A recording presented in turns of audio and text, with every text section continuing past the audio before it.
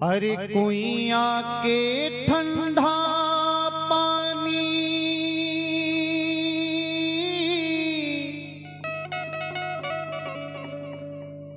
पिपरा के छाँव में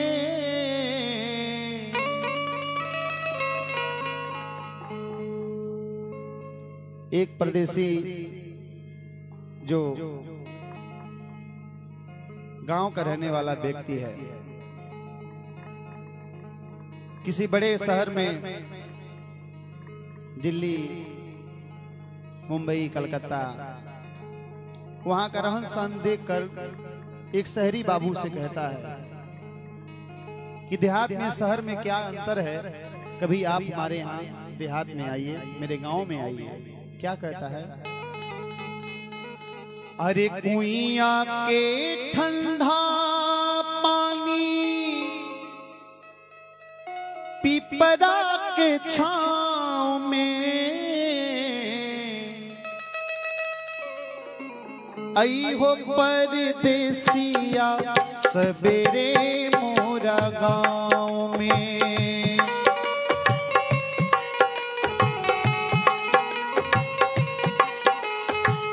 आई हो परदेसिया सवेरे मोरा गाँव में।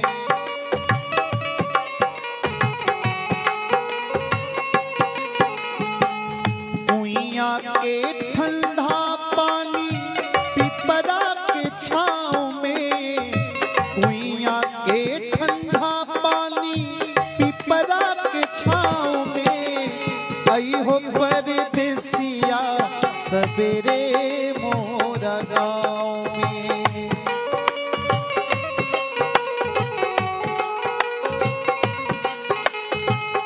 आई हो परदेसिया सवेरे मोरा गाँव में।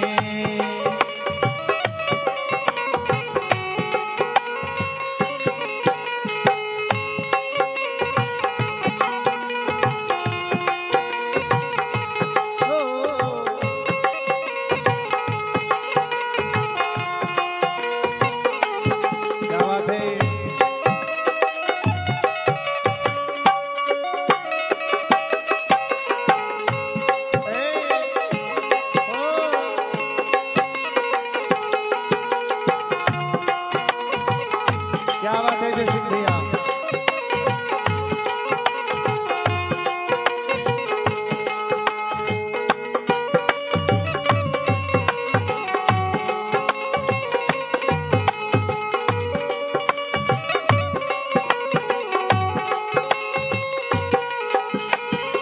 गाँव के पूर्व एगो लागले बजरिया,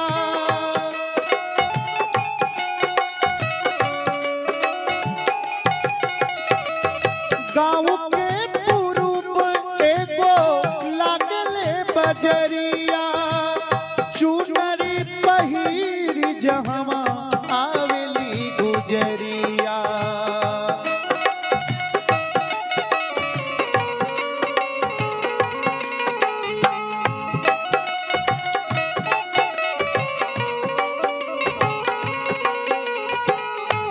घनी बसवड़िया के हो,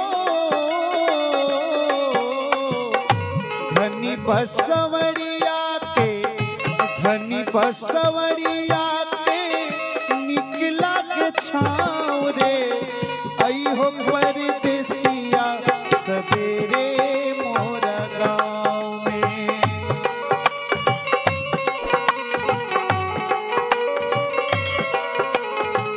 कुइया के ठंडा पानी पिपरा के छाँव में, कुइया के ठंडा पानी पिपरा के छाँव में आई हो परदेसिया सवेरे मोरा गाँव में।